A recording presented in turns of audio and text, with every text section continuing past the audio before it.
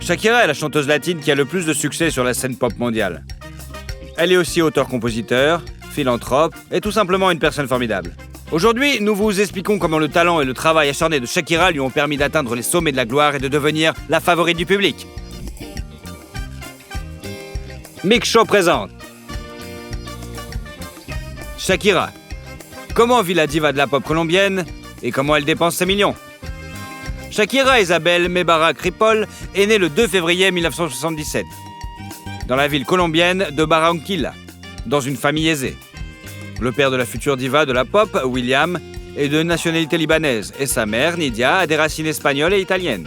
La future star est le seul enfant commun de la famille. Elle a également 8 demi-frères et sœurs issus des précédents mariages de son père. Shakira a grandi en étant très intelligente. À 1 an et demi, elle connaissait déjà l'alphabet, à 3 ans, elle savait lire et écrire, et à 4 ans, elle était tout à fait prête pour l'école. Les parents, fiers des résultats de leur fille, ont décidé d'annoncer ses capacités uniques aux spécialistes qui, après plusieurs études, ont conclu que la jeune fille était un enfant prodige. Pour l'avenir, il faut savoir que le QI de Shakira est actuellement de 140, ce qui est un indicateur de génie et un record parmi les stars mondiales de la musique pop. Elle parle également 6 langues. Le père de notre héroïne était propriétaire d'une bijouterie et pendant son temps libre, il écrivait des histoires. Shakira a hérité de son talent. À l'âge de 4 ans, elle a écrit son premier poème et à 7 ans, elle lui a demandé de lui acheter une machine à écrire. De nombreux travaux de la jeune fille ont servi de base aux morceaux désormais célèbres. Elle aime aussi la peinture et ses parents lui prédisent un avenir de grand écrivain ou de grand peintre. Mais il se trompe.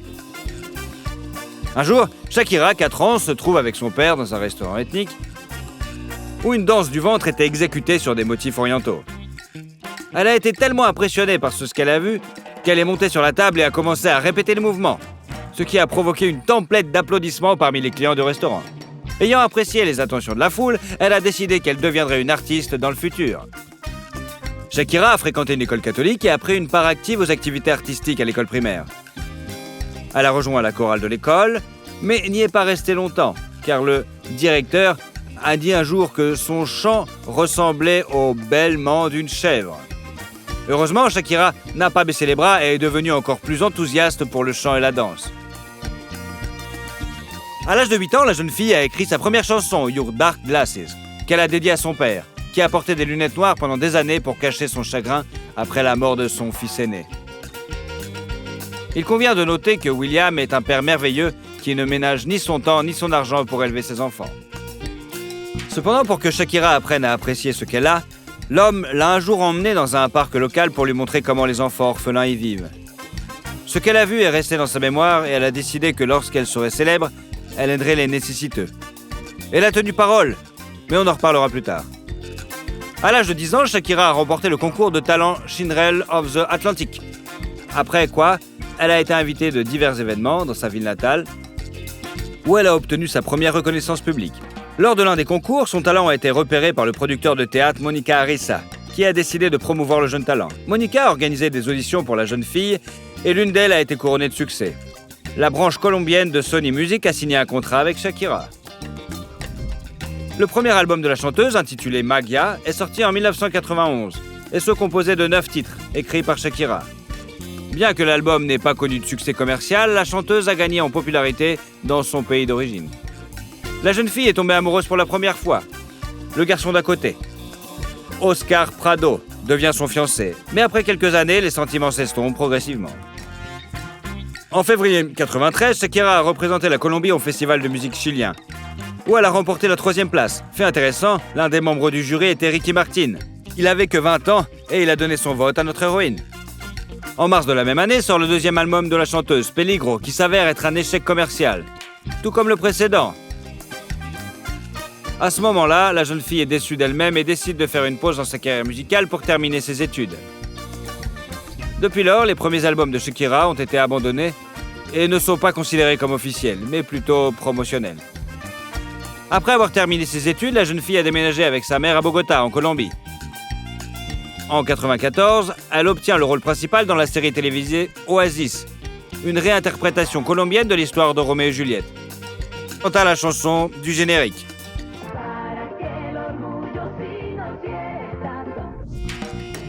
À propos, ce n'est pas la première apparition de Shakira à l'écran. Elle a déjà eu de petits rôles dans diverses séries télévisées. Sony envisage alors de résilier le contrat de la chanteuse.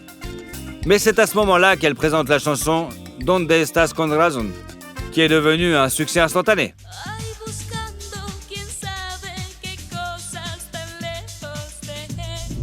Après cela, il a été décidé de donner une autre chance à Shakira et de financer son 3e album, Pies Descalzos, qui est sorti en 1995 en Amérique latine, puis 1 an plus tard aux États-Unis. L'album atteint instantanément le sommet des charts et se vend à plus de 5 millions d'exemplaires. Il comprend 11 chansons, dont le single « Estoy aquí ».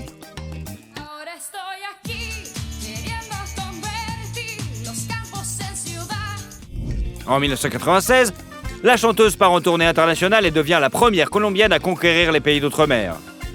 La même année, Shakira a remporté les Billboard Latin Music Awards pour l'album de l'année, la vidéo de l'année et la meilleure artiste.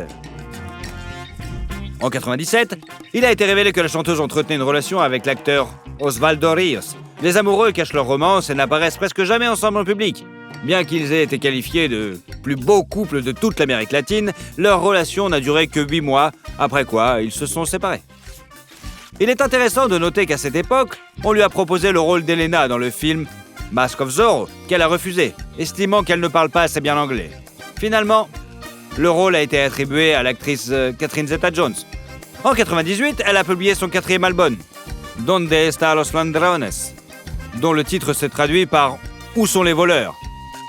Ce terme a été inventé après un incident à l'aéroport, lorsque des personnes non identifiées ont volé la plupart des affaires de Shakira, y compris les paroles des nouvelles chansons, l'obligeant à reprendre l'album à zéro. L'album a atteint la 131e place au Billboard et a occupé la première place du classement des albums hispaniques américains pendant 11 semaines. Parmi les 11 titres, Ciega Sordomuda est devenu le plus populaire, surtout parmi les filles qui ont commencé à imiter le style de Shakira en se tressant les cheveux de la même façon.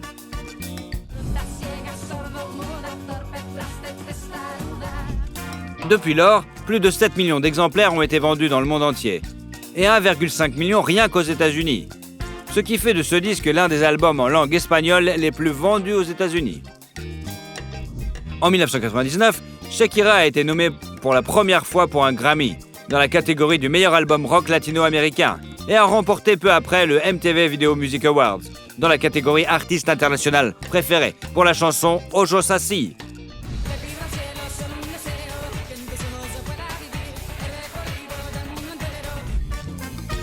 Avec cette même chanson, la diva de la pop s'est produite aux Latin Grammy Awards, où elle a été nommée dans 5 catégories, dont 2 qu'elle a remportées. À cette époque, non seulement sa carrière musicale prend de l'ampleur, mais aussi sa vie privée. En 2000, la jeune fille a commencé à fréquenter un avocat, Antonio de la Rúa, le fils du président argentin de l'époque. Il est devenu non seulement l'amant de la chanteuse, mais aussi son directeur commercial. En 2001, Shakira a sorti un album live enregistré lors de sa présentation sur MTV Unplugged, qui s'est vendu à 5 millions d'exemplaires. Le succès commercial de l'album a été également assuré par un Grammy Award du meilleur album pop latino-américain. Après avoir atteint de tels sommets, la chanteuse a décidé de conquérir l'arène internationale. Et la même année, elle a sorti son 5e album studio et premier album en langue anglaise, Laundry Service, avec 13 chansons parmi lesquelles Objection et Whenever ont été particulièrement populaires.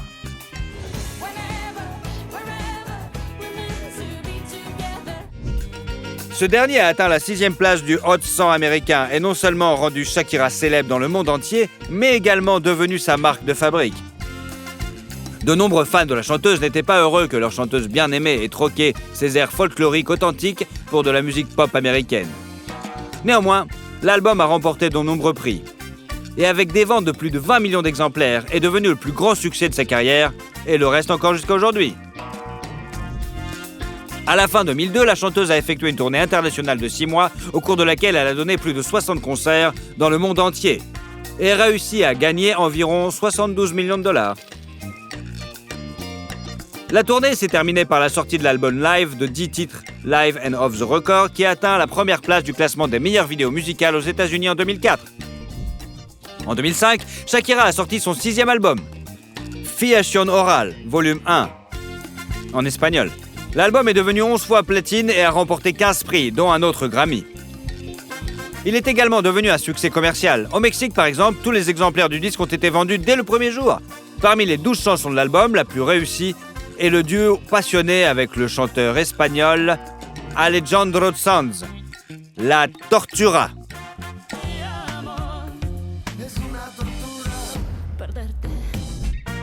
La même année, la chanteuse a sorti son 7e album, Oral Fixation, volume 2, qui était une continuation de l'album précédent, mais comprenait des chansons en anglais. L'album n'a pas connu un grand succès aux États-Unis, mais le single Hips Don't Lie, coproduit avec Wyclef Jean, a connu un succès retentissant inégalé dans ces 10 dernières années.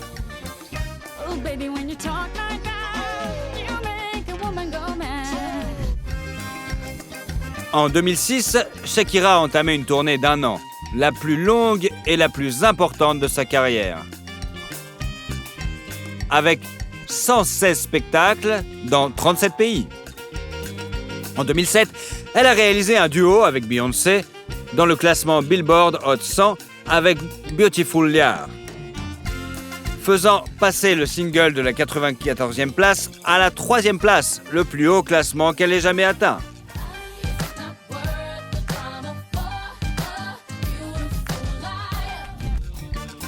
Début 2008, Shakira a été classée par Forbes comme la 4e artiste la mieux payée.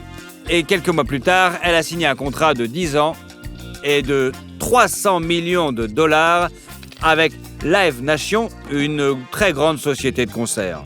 L'année suivante, Shakira joue dans la série télévisée Ugly Woman, dans laquelle elle joue son propre rôle, et sort également son 8e album studio, She Wolf, qui connaît un succès mondial, le single éponyme étant en tête en Amérique latine.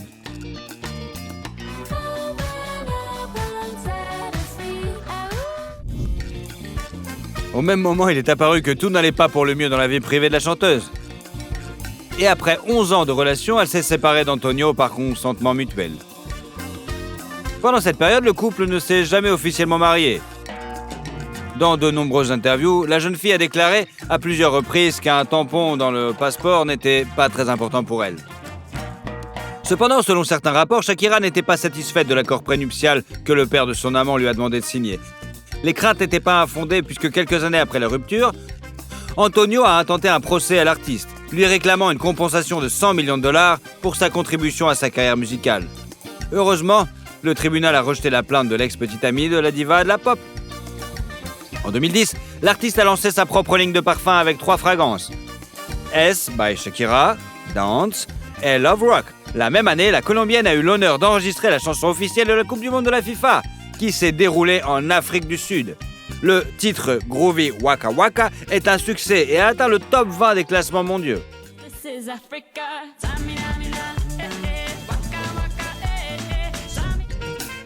Pendant le tournage du clip, elle a rencontré le défenseur espagnol du Barcelone, Gérard Piqué, qui est tombé fou amoureux d'elle. Se voir pour une deuxième fois, les jeunes ne pouvaient que lors d'un dîner de célébration en l'honneur de l'équipe gagnante. Alors Piqué a admis qu'il a gagné le championnat, non seulement pour le titre, mais aussi pour rencontrer une diva de la pop. Même à l'époque, les célébrités ont eu une romance dont la vérité a été révélée 1 an plus tard. Fait intéressant, les amoureux sont nés le même jour, mais Shakira a 10 ans de plus que son élu. À l'automne 2010, la chanteuse a présenté son 9e album Studio Soul and Soul, suivi d'une tournée internationale. La chanson Loca a été chaleureusement accueillie par les fans.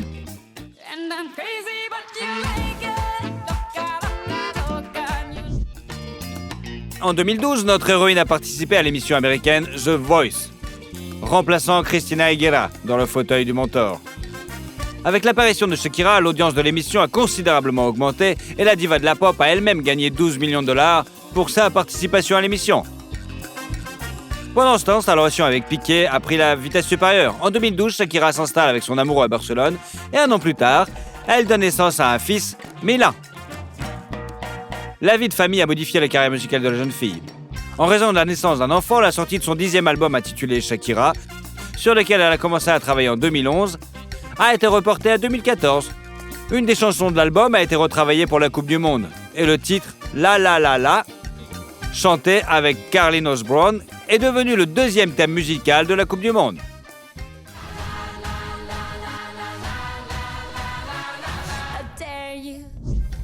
En 2015, Shakira a donné naissance à son deuxième fils, nommé Sacha. Et l'année suivante, elle a prêté sa voix à une gazelle dans le film d'animation Zveropolis. Il est intéressant de noter que son personnage avait à l'origine une apparence différente, mais à la demande de l'artiste, les hanches de la gazelle ont été élargies. En 2017, sort le 11e album de la chanteuse intitulé Eldorado, dont le principal succès est le titre Chantaje, enregistré en duo avec le chanteur colombien Maluma.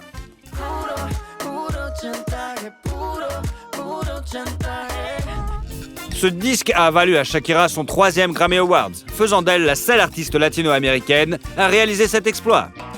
En 2018, la chanteuse entame une tournée mondiale.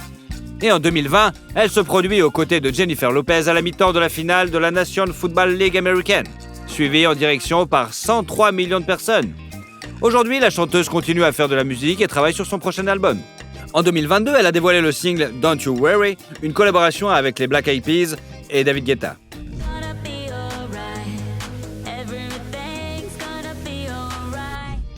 Il a également été révélé que la diva de la pop s'est séparée de son conjoint, en juin dernier.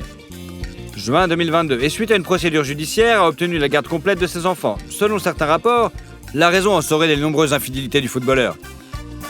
Shakira et ses enfants vivront à Miami maintenant, où Piqué pourra rendre visite à ses fils. À ce jour, la fortune de la diva de la pop est estimée à 300 millions de dollars, gagnée grâce à la musique, aux projets télévisés et aux contrats publicitaires. En son temps, Shakira est apparue dans des publicités pour des marques telles que Pepsi, Activia, Pandora, Oral-B, Nokia, Sony Ericsson, le jeu Angry Birds et bien d'autres. Et l'année dernière, elle a vendu les droits de publication de 145 de ses chansons à une société d'investissement britannique. Selon certains rapports, l'accord vaut plus de 100 millions de dollars quand même. L'artiste possède des propriétés coûteuses dans le monde entier. En 2012, avec Piqué, la chanteuse a acheté une maison à Barcelone pour 5,8 millions de dollars, où le couple de stars a vécu avec ses enfants. La terrasse du bâtiment est plantée d'orangers et la maison comprend plusieurs chambres, un salon et une bibliothèque. Avant de rencontrer le footballeur, Shakira vivait à Miami. La villa blanche comme neige a été achetée par la chanteuse en 2001. Le bâtiment d'environ 800 mètres carrés comprend une cuisine et un salon spacieux, 6 chambres et une salle de trophées. Le terrain comprend également une terrasse avec un bar et une immense piscine. Il y a quelques années, l'artiste a mis la propriété en vente pour une petite somme de 11 millions de dollars. Shakira possède également une maison en Colombie, une villa à Chypre et à Bonske aux Bahamas. Cette dernière propriété a été achetée par la chanteuse et ses amis en 2005 pour 16 millions de dollars. Il était prévu de construire un centre de villégiature sur la propriété, mais le plan d'affaires d'une valeur d'environ 485 millions de dollars ne s'est pas encore concrétisé. La diva de la pop possède également une collection de voitures, dont une Audi A7 Sportback, une Mercedes-Benz SLK 250, une Tesla Model S, une BMW X6, une Audi Q7 et une Merco SL 550 pour 115 000 dollars. Shakira est également connue pour posséder un avion privé. Eh ouais. La chanteuse consacre une partie importante de son argent à des œuvres de charité. À la fin des années 90, elle a créé une fondation caritative à laquelle elle reverse 50% de ses redevances pour aider les orphelins et les familles à faible revenu. Elle a même joué dans une publicité pour du champagne et a donné 660 millions de dollars qu'elle a gagné pour aider à construire 2 écoles en Colombie et en Haïti. Elle est également ambassadrice de bonne volonté de l'UNICEF et a produit l'année dernière avec le prince William le documentaire Planet to Repair. Shakira a reçu une étoile sur le Hollywood Walk of Fame en 2011 et a été nommée l'une des femmes les plus puissantes du monde en 2013. Des poupées Barbie sont sorties à son effigie et une statue en métal a été érigée dans sa Colombie natale en l'honneur de la diva de la pop. Tout cela montre que Shakira a réussi non seulement à obtenir un succès commercial dans sa carrière musicale, mais aussi à gagner l'amour de millions de femmes. Et vous l'aimez la chanteuse ? Comment vit Catherine Zeta-Jones et combien elle gagne ? Catherine Zeta-Jones est née au Pays de Galles le 25 septembre 1969. Le préfixe Zeta ne fait pas partie de son nom de famille. Il s'agissait à l'origine de son deuxième prénom, donné en l'honneur de sa grand-mère maternelle. Selon une légende familiale, la mère de cette grand-mère serait arrivée au Royaume-Uni en provenance d'Irlande sur un bateau appelé Zeta et aurait donné ce nom à sa fille. Lorsque la jeune fille a commencé sa carrière d'actrice, elle a décidé d'inclure son deuxième prénom dans son nom de scène afin de se démarquer des autres Catherine Jones. Son père, David James Jones, d'origine galloise, travaillait dans une boulangerie en tant que boulanger et caissier pour nourrir sa famille nombreuse. Outre la petite Catherine, ils avaient 2 fils. La famille était pauvre et vivait dans un quartier défavorisé de la ville côtière galloise de Swansea. La mère, Patricia, était serveuse, ce qui les aidait à joindre les 2 bouts. Cela a duré jusqu'aux années 80, lorsque la famille est soudainement devenue riche. Les parents ont acheté un billet de loterie qui leur a rapporté 100 000 livres, ce qui leur a permis non seulement d'acheter leur propre pâtisserie et une maison décente dans un bon quartier de Swansea, mais aussi de payer un studio de danse à leur fille, ce dont elle rêvait. Il a été noté que personne dans la famille, à l'exception de Catherine, ne s'intéressait à l'art. Très jeune, elle a frôlé la mort à cause d'une maladie. C'est pourquoi elle a été élevée comme une princesse entourée d'intentions. D'ailleurs, la petite cicatrice qu'elle porte au cou est le résultat de l'opération de la trachée qui lui a sauvé la vie. Cependant, la jeune fille n'a pas grandi gâtée. Frappant les autres par sa discipline, à l'âge de 4 ans, Catherine dansait pendant les vacances et chantait dans la chorale de l'église locale où tous ceux qui la voyaient lui prédisaient un grand avenir d'actrice. Dès l'âge de 7 ans, elle se lance dans la chorégraphie avec un dévouement total, s'imposant un emploi du temps strict pour toute la semaine. 3 ans plus tard, Jones brillait déjà sur la scène du théâtre de la ville. Et 4 ans plus tard, elle réussit à passer le casting pour la production de The Pajama Games. C'est son premier rôle sérieux. Une fois la tournée terminée, la jeune actrice quitte l'école sans avoir obtenu le baccalauréat et se rend à Londres. Elle y passe toutes sortes de castings, ne manquant pas une seule occasion d'accéder au grand écran. À cette époque, elle entretient une relation passionnée avec le célèbre présentateur de télévision John Leslie. Catherine est tellement séduite par le charmant écossais qu'elle envisage de passer toute sa vie avec lui. Hélas, sa personnalité s'avère trop difficile. La future star a souffert des crises de jalousie de la part de son compagnon, ce qui a finalement conduit à la rupture. En ce qui concerne sa carrière d'actrice, Catherine a d'abord eu peu de chance. Elle n'a été choisie que comme deuxième doublure de l'actrice principale de la comédie musicale 42 Street. L'année 1990 a été plus fructueuse pour elle, puisqu'elle a été choisie pour jouer le rôle de Scheherazade dans le film Les Mille et Une Nuits. La jeune beauté talentueuse est immédiatement remarquée, et 1 an plus tard, elle obtient un rôle dans la série The Darling Birds of May. La critique et les téléspectateurs britanniques sont ravis, et très vite, Catherine part à la conquête d'Hollywood. Elle a immédiatement eu l'occasion de jouer dans un épisode de la série télévisée de George Lucas, The Young Indiana Jones Chronicles, ce qui a donné un coup de fouet à sa carrière Hollywood. La légende veut que son rôle de danseuse Maya ait tellement impressionné Steven Spielberg qu'il a conseillé de l'inviter à jouer le rôle de la bien-aimée de Zorro. Selon une autre histoire, Spielberg aurait remarqué l'artiste en regardant la mini-série Titanic, sortie en 1996. Entre-temps, Catherine a joué dans plusieurs téléfilms, dont Christophe Colomb, The Discovery, Splitting Hairs, The Return of the Native et Catherine the Great, ainsi que dans la mini-série The Cinder Path. Viennent ensuite la comédie dramatique Blue Juice et le film de super-héros The Phantom, bien qu'il ne soit pas très populaire auprès du public. Au cours de la même période, on a proposé à l'actrice de jouer le rôle de Trinity dans le film culte Matrix, mais elle a refusé.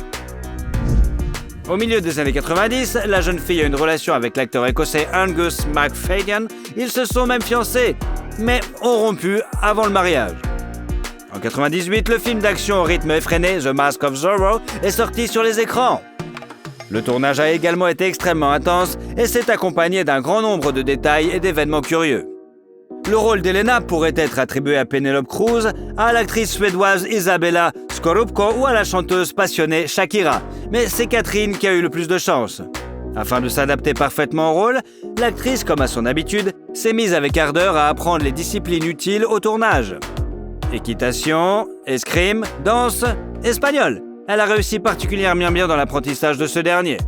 À tel point que les personnes qui ne connaissent pas sa biographie pouvaient jurer qu'elle était une vraie Espagnole.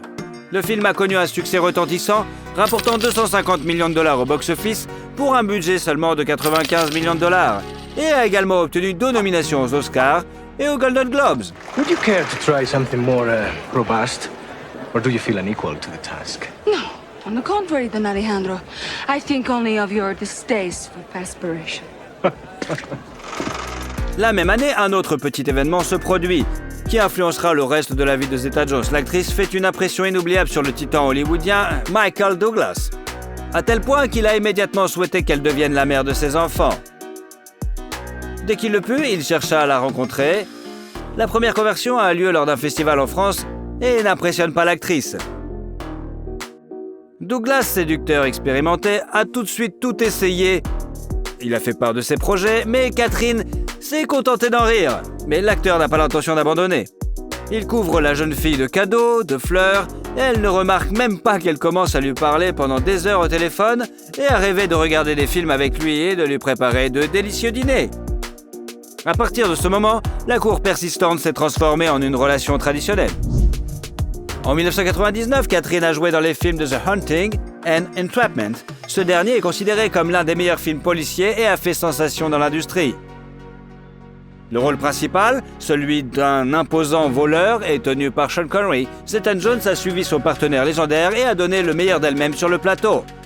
Elle a ainsi réalisé une cascade dangereuse, sautant d'une poutre du plafond sur une table, tout en faisant un saut périlleux arrière. Le film a rapporté 212 millions de dollars au box-office avec un budget relativement modeste et a été très populaire auprès du public.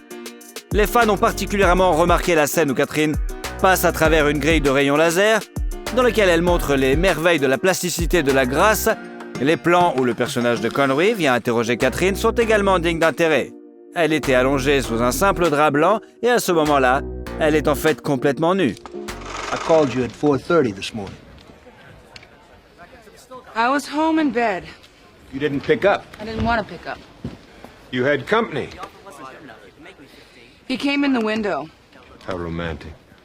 I think that's how he got in. L'année 2000 a été marquée par un événement important pour Catherine et Michael qui ont appris qu'ils allaient devenir parents. Le soir du Nouvel An 2000, il demande sa bien-aimée en mariage et lui offre une bague ancienne d'une valeur d'1 million de dollars. Cependant, le diamant de 10 carats le plus pur et le désir passionné de Michael d'épouser sa bien-aimée le plus rapidement possible ont été quelque peu éclipsés par le fait que l'acteur était encore légèrement marié. Pour résoudre ce problème, le jeune marié a dû donner à son ex une énorme somme de 45 millions de dollars. En août, le couple Douglas a eu un fils qu'il a nommé Dylan. Et en novembre de la même année, il a célébré un mariage luxueux d'une valeur de 1,5 million de dollars. La célébration a eu lieu au célèbre hôtel Plaza de New York et la robe de sa mariée a coûté à elle seule 250 000 dollars. Les invités vedettes, parmi lesquels Tom Hanks, Brad Pitt, Sharon Stone, Steven Spielberg et Jennifer Aniston, se sont amusés et ont félicité les jeunes mariés. Catherine et Michael ont compris qu'il était absurde d'essayer de se cacher de la presse un jour pareil. Ils ont donc vendu les droits de couverture de l'événement au magazine britannique OK. Les journalistes se sont beaucoup intéressés au couple, notamment en raison de leur grande différence d'âge. Fait amusant, le couple est né le même jour avec une différence de 25 années. Peu de gens croyaient que quelque chose pourrait sortir de cette relation, mais comme la vie l'a montré, le mariage des deux stars s'est avéré extrêmement solide, même s'ils ont dû traverser beaucoup d'épreuves. Catherine elle-même appelle les secrets d'un mariage réussi le sens de l'humour et le respect. Le contrat de mariage, sur lequel l'actrice a insisté avant de répondre au « oui » qu'elle chérissait tant, a apparemment joué un rôle important. Selon ces termes, en cas d'infidélité, Michael est tenu de verser à sa femme une somme décente pour chaque année de vie commune. Le montant exact n'est pas connu, mais la fourchette se situe entre 1 et 3 millions de dollars. En 2000, sortent le drame musical High Fidelity et le thriller Traffic, dans lequel l'actrice joue alors qu'elle est enceinte de son fils. Pour ce travail, Catherine a reçu un cachet de 3 millions de dollars et une nomination aux Golden Globes. I'm European. I say that to my doctor. I'm European. I'm allowed to drink red wine. Oh, my doctor said it was fine when I was pregnant. A glass a week, After a couple my of amnio, weeks. after my amnio, he said, "Okay, now you can go and have a glass of red wine." You're like, I I had need it. two. En 2001, Zeta-Jones est apparue dans le film America's Sweetheart. À cette époque, les revenus de Catherine augmentent rapidement et s'élèvent à 5 millions de dollars. Mais le véritable triomphe de Catherine a été l'adaptation de la comédie musicale Chicago, jouée à Broadway. Il convient de noter que l'intrigue de la pièce est basée sur des événements réels qui se sont déroulés aux États-Unis au début du XXe siècle. La première tentative d'adaptation cinématographique a été faite par Miramax en 1994. Et avant cela, les droits de la production ont été achetés par le réalisateur Bob Fosse. Selon son idée, les rôles principaux devaient être tenus par Liza Minnelli, Goldie Hawn et Frank Sinatra. Mais en raison de la mort de Fosse, le projet a été abandonné. Le réalisateur du film, de 2002, Rob Marshall, a envisagé Charlize Theron, Madonna, Angelina Jolie et Britney Spears pour les rôles féminins principaux. Et ce n'est pas tout. En ce qui concerne Zeta Jones, on lui a immédiatement proposé le rôle de Roxy Hart. Mais l'actrice voulait jouer Velma Kelly. Elle aimait tellement la chanson All That Jazz qu'elle était heureuse de sacrifier à la fois le rôle principal et ses magnifiques boucles qu'elle a coupées en un carré impeccable avec une frange parfaitement droite. Elle a fait exprès pour que les longs cheveux tombant sur son visage ne permettent pas au public de douter qu'elle exécute seule toutes les chorégraphies du film.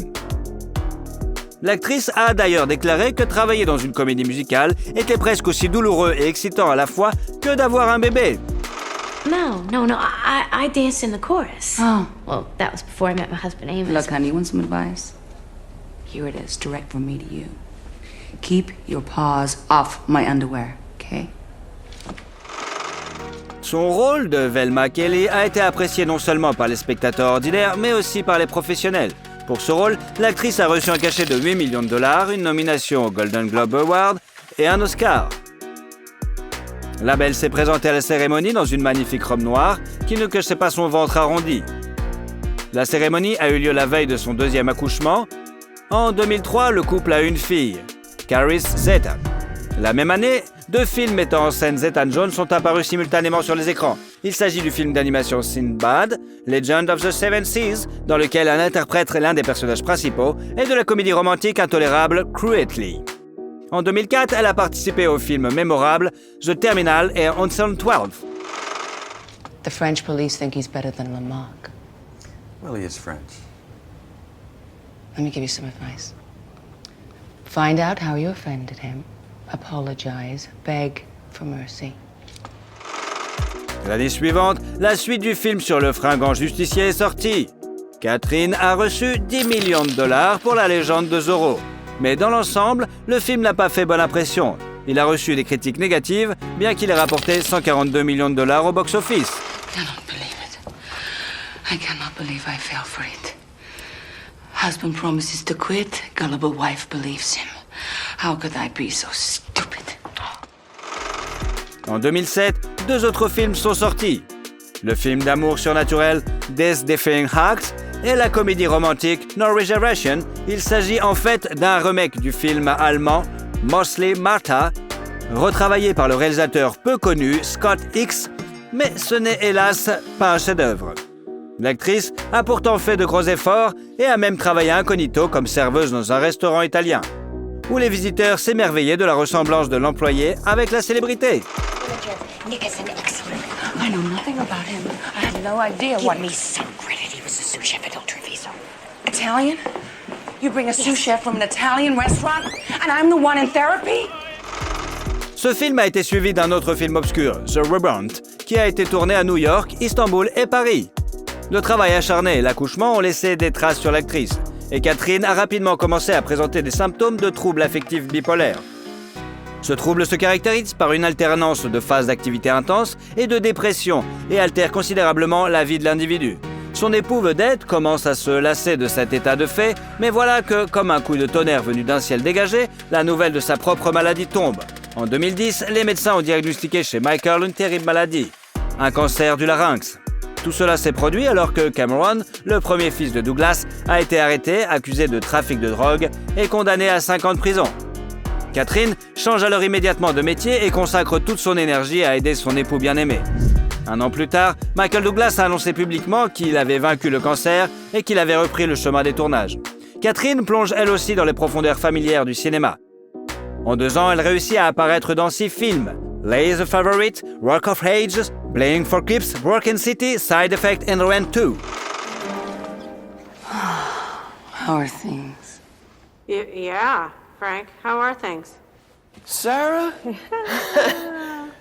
This is Katja. Yeah. Hi. I need to speak to you.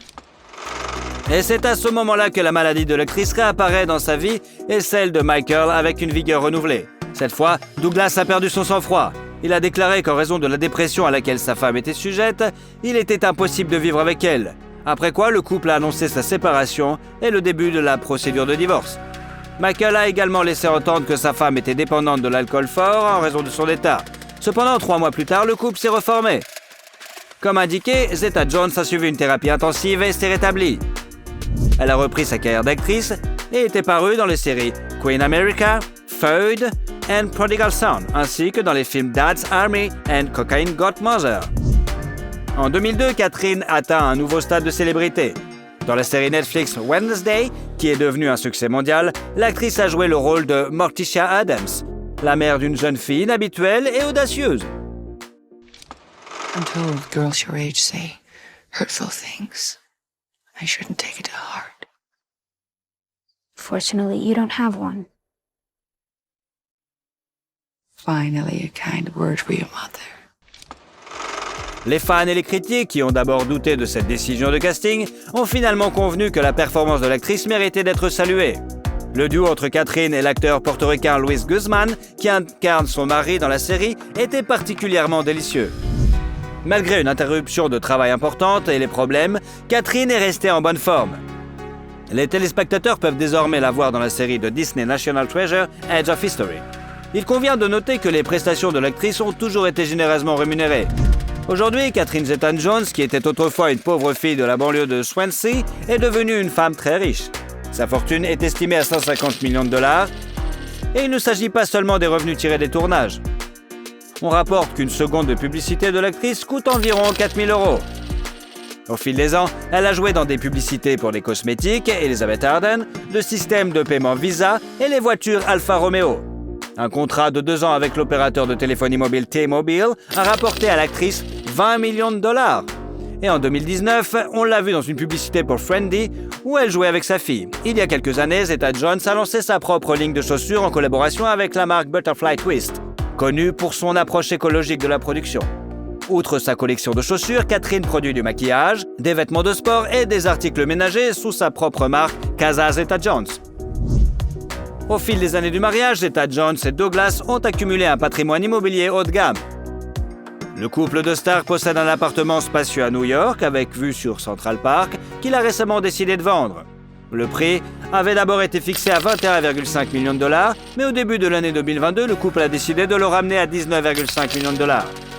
Les acheteurs potentiels disposeront d'un penthouse de luxe avec 4 chambres à coucher, un salon spacieux et un dressing, réalisé dans un style classique. Apparemment, en 2019, la famille allait procéder à une rotation de la propriété. Ils ont vendu à 12 hectares de terrain dans le comté de Westchester, à New York, qu'ils avaient acheté en 2015 pour 11 millions de dollars. Ils ont réussi à doubler le prix. La même année, ils ont acheté une maison dans le même état d'une valeur de 4,5 millions de dollars. Toujours en 2019, une villa de style anglais aux Bermudes d'une valeur de 10,6 millions de dollars a été mise en vente. Mais la vente n'a finalement pas eu lieu et le lot a été retiré de la vente aux enchères. Catherine et Michael ont passé beaucoup de temps dans cette maison après le mariage, si bien que leurs enfants n'ont pas soupçonné au début qu'ils grandissaient dans une famille de célébrités hollywoodiennes. Le couple possède également une villa blanche comme neige, cachée dans une végétation luxuriante à Majorque, en Espagne, qui a attiré la noblesse européenne du 19e siècle. La maison de 10 chambres est décorée avec beaucoup d'amour. Son design est de bon goût et discrètement luxueux. Une grande partie de la décoration intérieure et du mobilier a été choisie directement par les propriétaires. La propriété est assez grande, totalisant environ 10 000 m². Il y a une salle à manger formelle, plusieurs salons décorés d'antiquités, ce qui passionne Douglas d'ailleurs. Le coût de cette propriété est estimé à 33 millions de dollars. Mais comme l'ex-femme de Michael reste copropriétaire de la propriété, celle-ci ne peut être vendue. La diva hollywoodienne possède un SUV Lexus noir d'une valeur de 130 000 dollars qu'elle conduit dans la vie de tous les jours. Douglas et Zeta Jones ont été aperçus une fois en train de rouler au Pays de Galles dans une Jaguar d'occasion. Il s'est avéré plus tard que le couple était arrivé dans la ville natale de l'actrice pour participer à une compétition de golf. Catherine Zeta-Jones est une femme qui impressionne non seulement par sa beauté, mais aussi par son étonnante détermination.